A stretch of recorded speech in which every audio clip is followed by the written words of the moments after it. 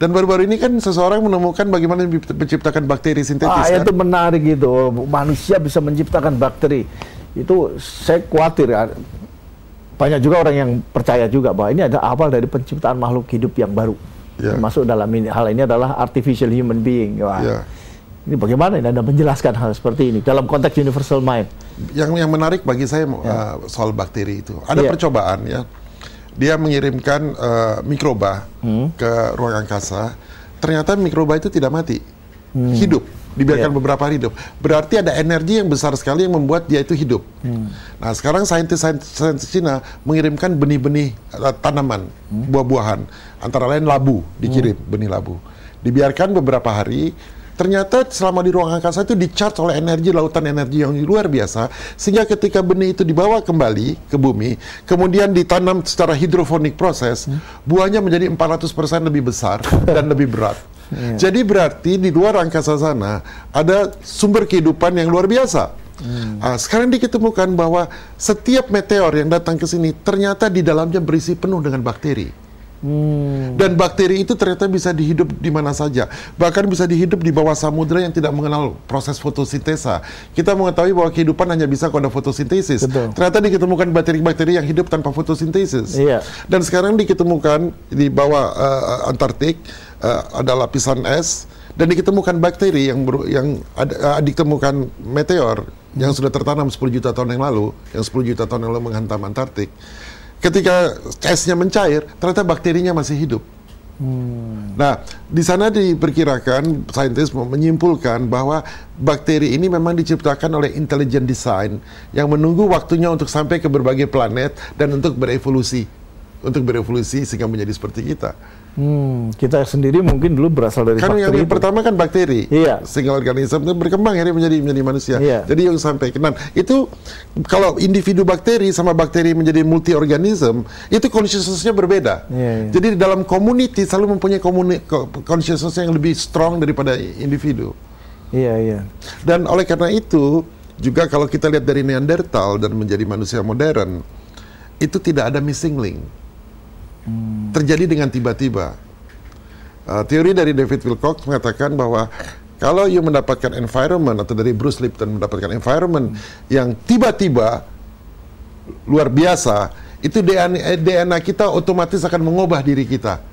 Sehingga mungkin saja kita bisa menjadi seperti Homo spiritus. Wah, iya. Kalau masih ada waktu, Pak, masih ada waktu atau enggak kita? Kenapa, Pak? Saya mau membawa pemirsa untuk pergi ke Universal Mind. Boleh tuh, boleh.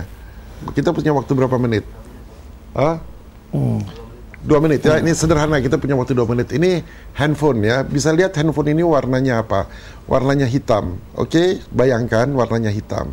Sekarang saya minta saudara-saudara tutup mata saudara-saudara, bayangkan handphone ini yang warnanya hitam.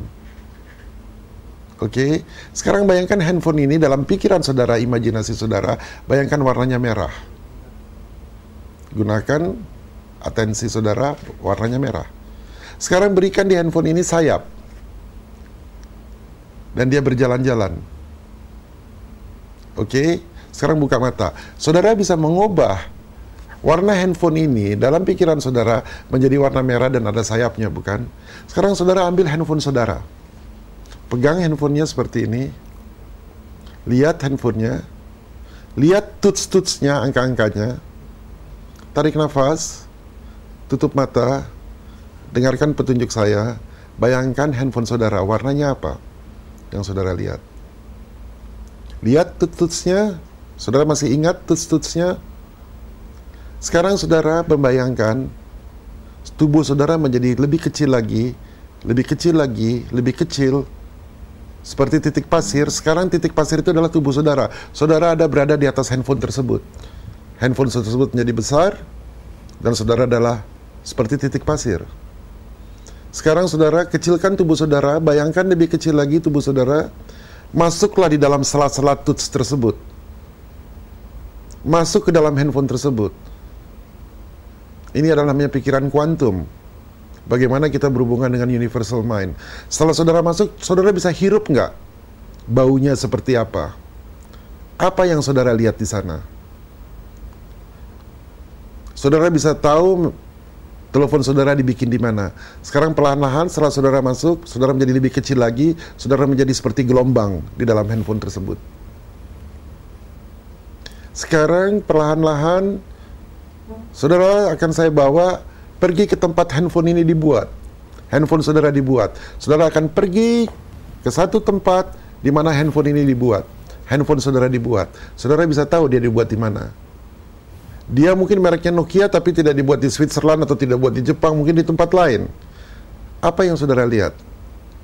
Apakah saudara melihat seseorang sedang mengassembly telepon tersebut? Wajahnya seperti apa? Apakah orang tersebut mempunyai anak, mempunyai istri, mempunyai suami?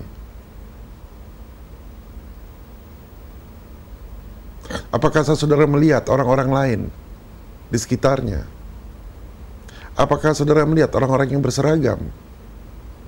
Apakah saudara melihat orang-orang memakai topi dan memakai penutup mulut? Apakah saudara melihat ada pabrik di sana? Apakah saudara bisa melihat orang yang membuat telepon saudara, perasaannya, merasakan perasaan orang tersebut?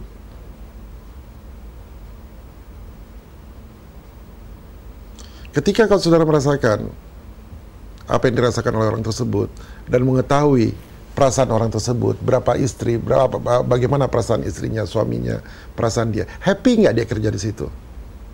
Berarti saudara sudah bergabung dengan Universal Mind karena saudara adalah bagian dari Universal Mind. Ini exercise yang biasa saya lakukan dan dengan teman-teman lakukan dan hasilnya luar biasa. Kalau saudara bisa mempraktikkan hal yang sederhana, saudara bisa menerapi seseorang dari jauh dengan masuk di dalam pikirannya, ya, dan sangat simpel sebenarnya. Ya, tidak ada yang mistis. Semuanya logik sebenarnya. Semuanya logik. Iya. Ya, teknik ini disebut namanya teknik jiwa, intuisi, visualisasi. Oleh karena itu, tadi kita harus memvisualisasi.